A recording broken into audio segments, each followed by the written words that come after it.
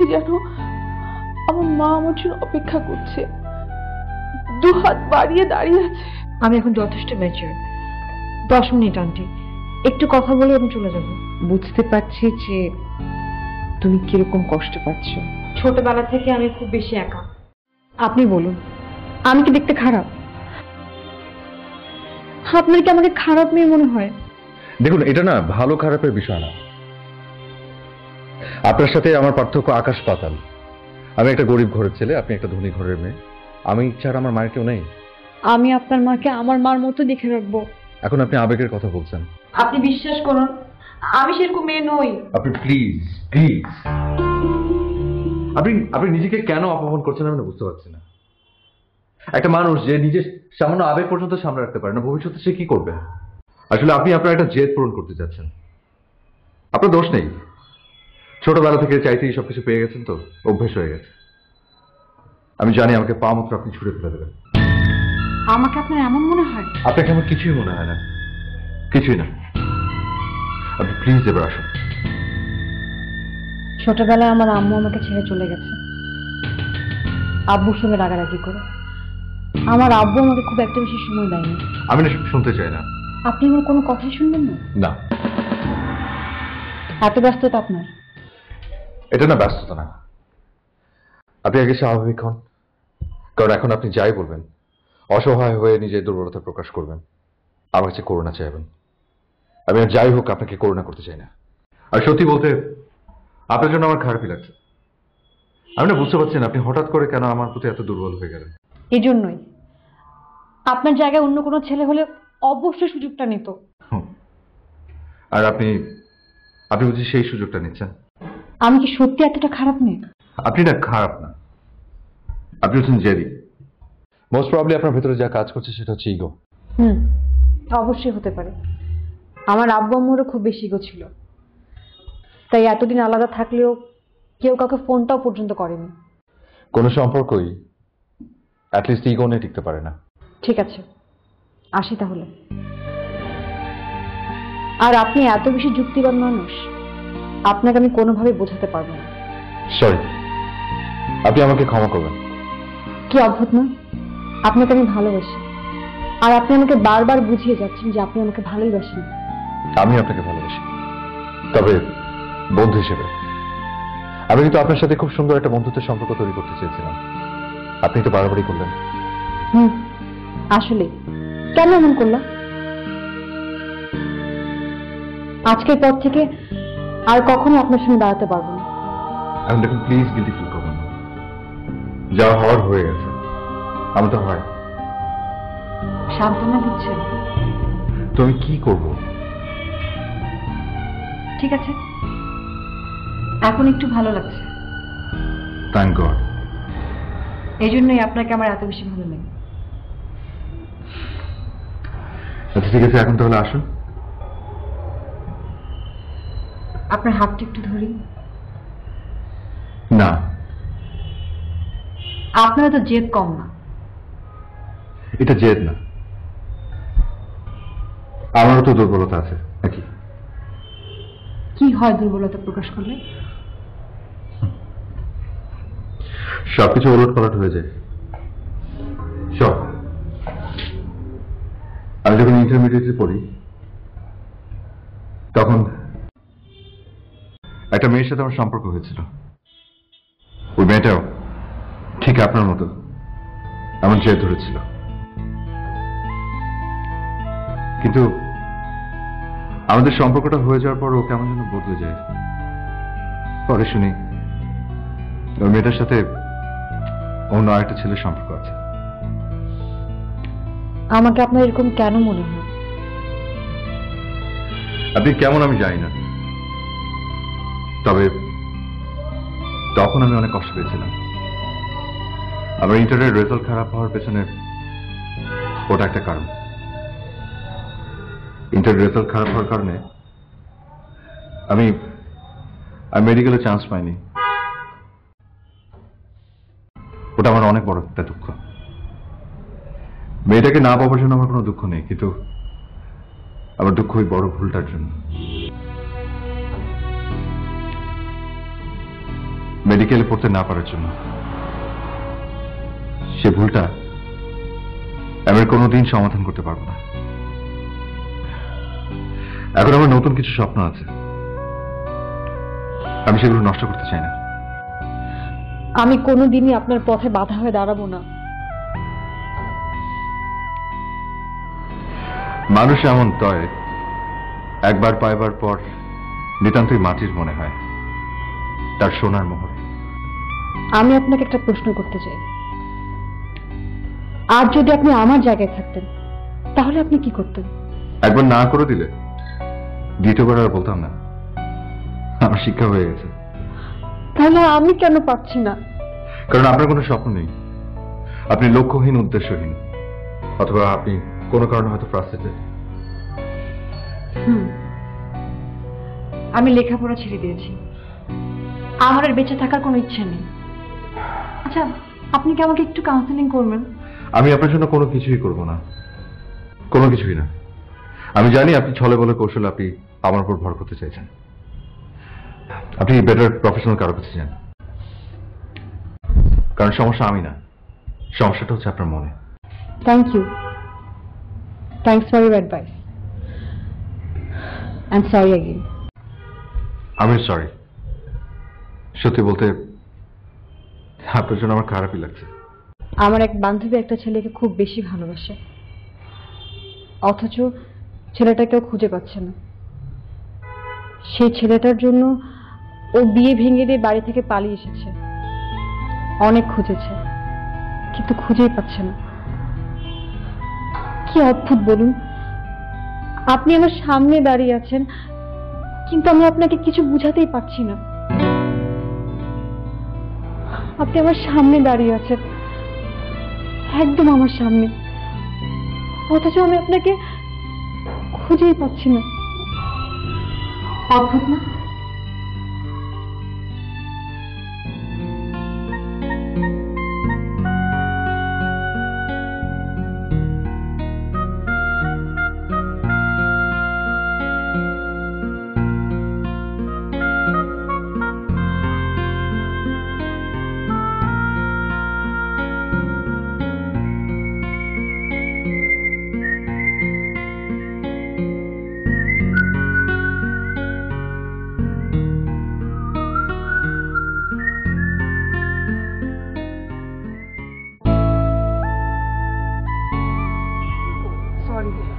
এতক্ষণ পরে আসলে?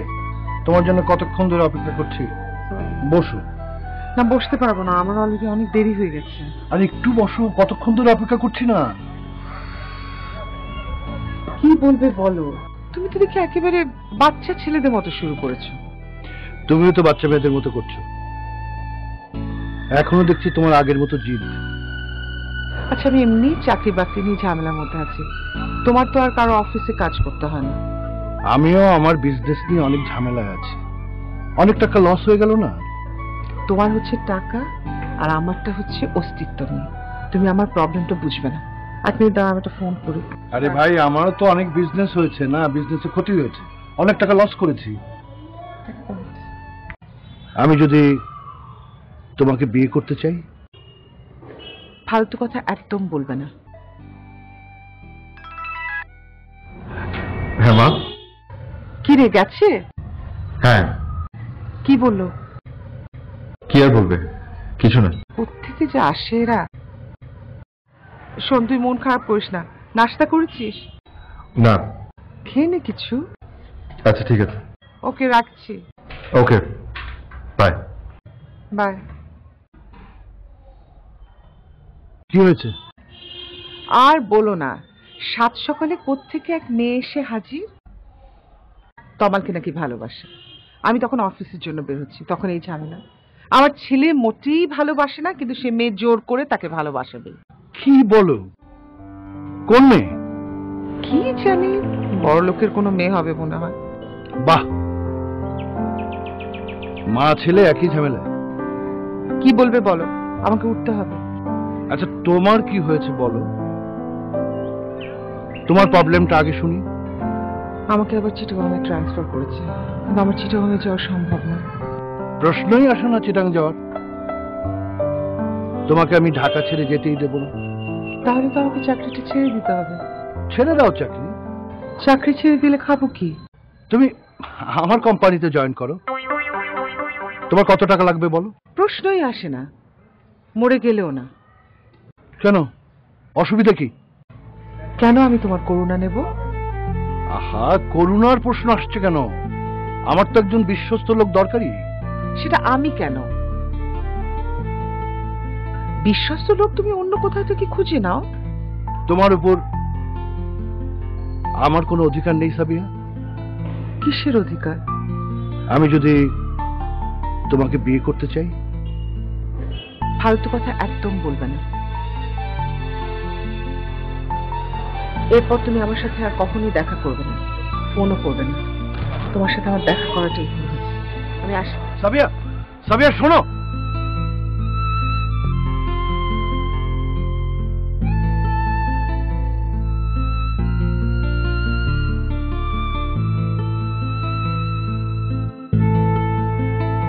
আপনি আগে স্বাভাবিক হন, কারণ এখন আপনি যাই বলবেন অসহায় হয়ে নিজের দুর্বলতা প্রকাশ করবেন, আমার কাছে করুণা চাইবেন। আমি আর যাই হোক আপনাকে করুণা করতে চাই না। আর সত্যি বলতে আপনার জন্য আমার খারাপই লাগছে। আমি না বুঝতে পারছি না আপনি হঠাৎ করে কেন আমার প্রতি এত দুর্বল হয়ে গেলেন। এজন্যই আপনার জায়গায় অন্য কোনো ছেলে হলে অবশ্যই সুযোগটা নিত। আর আপনি আপনি বুঝি সেই সুযোগটা নিচ্ছেন।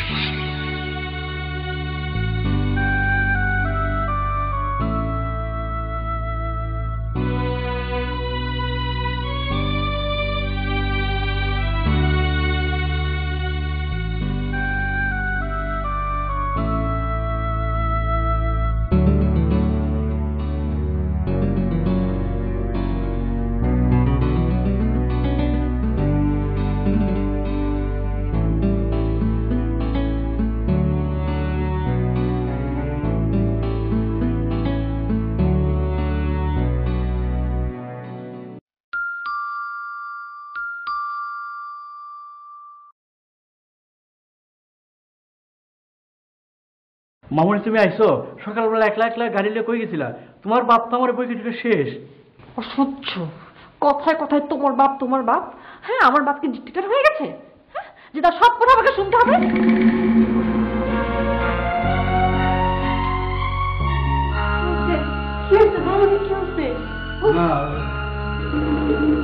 মানে সারাদিন তো কিছু খায় নাই, আমার মনে শরীর খারাপ লাগছে। কাল রাত্রেও তো কিছু খায় নাই। মামনি আসো, একটু কিছু মুখে দিবা। আসো মা, আসো। আমাকে কেউ ধরবেন না, আমি এখন কিছু খাবো না। আমার সাথে কথা বলতে আসবেন না, তুমি জানতে পারছো না।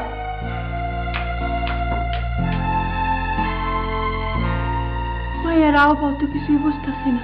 আমি তো এর বাবা ওরাক করে ওরাক করে।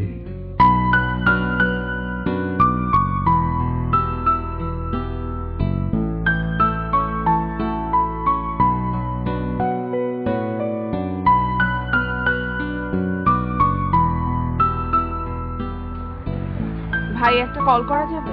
হ্যাঁ, করা যাবে।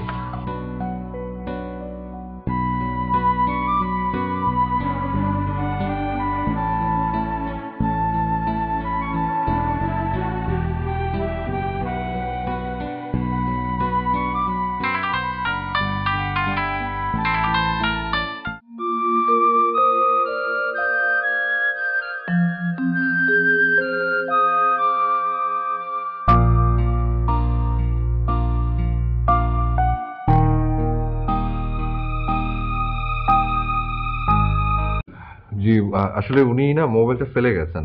ফেলে গেছেন? কোথায়? জি, এই তো আমার বাসায়।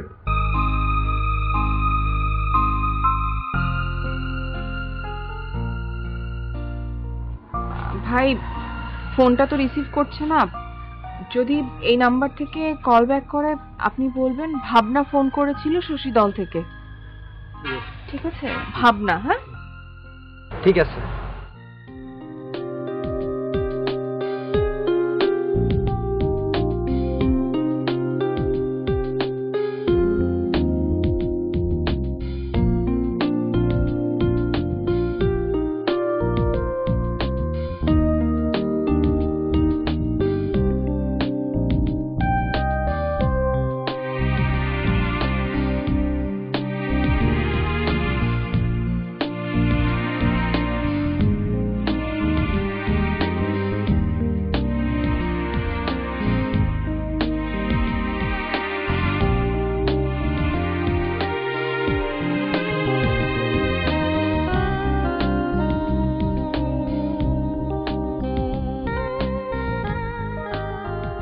এই যে ভাই, আপনার কাছে কি মোবাইল আছে? থাকবো না কেন আপা? এখন কার কাছে না মোবাইল আছে? সবার কাছে মোবাইল আছে। আমি আমার মোবাইলটা হারিয়ে ফেলেছি, আপনার মোবাইলটা একটু দিবেন? নেন আপা, নেন। একটা কল করা যাবে? হ্যাঁ যাবে, টাকা আছে মেলা করে।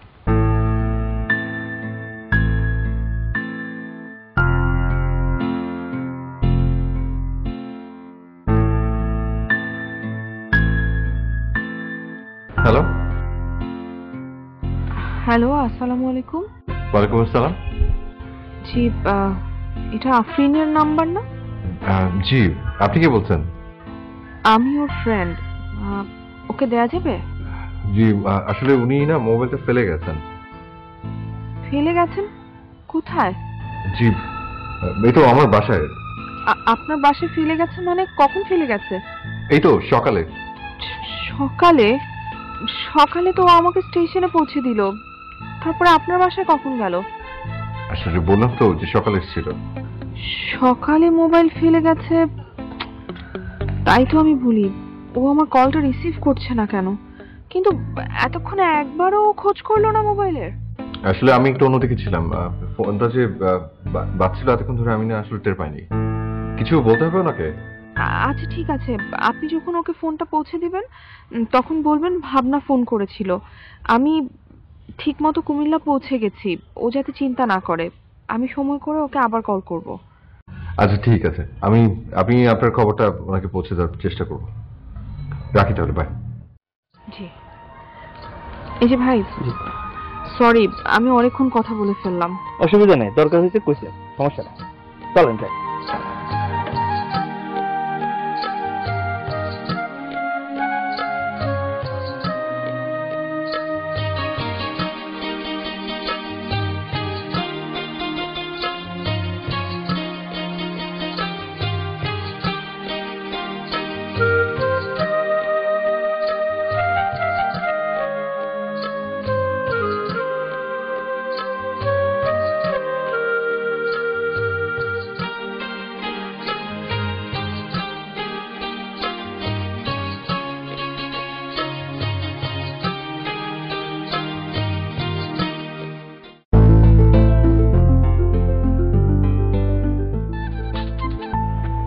হ্যালো তমাল, কোথায় তুই? এই তো বাসার সামনে। কি হচ্ছে বল? একটু বেরোতে পারবি? কেন? আফরিন এসেছিল সকালবেলা বাসায়, ওর মোবাইলটা ফেলে গেছে, তুই একটু পৌঁছে দিতে পারবি? আরে তুই গিয়ে দিয়ে আয়। না, আমি আর ওর সাথে দেখা করতে যাচ্ছি না, আর ও খুব ইমোশনাল হয়ে আছে। আচ্ছা তুই মেয়েটার সাথে একটু প্রেম কর না ভাই, মেয়েটা তো দেখতে ভালোই। তুই তো ওর সেটটা দিয়ে আয় না দোস্ত, প্লিজ। আমি ওর মুখোমুখি হতে চাচ্ছি না, বললাম তো, হয়তো ইচ্ছে করে ফেলে গেছে।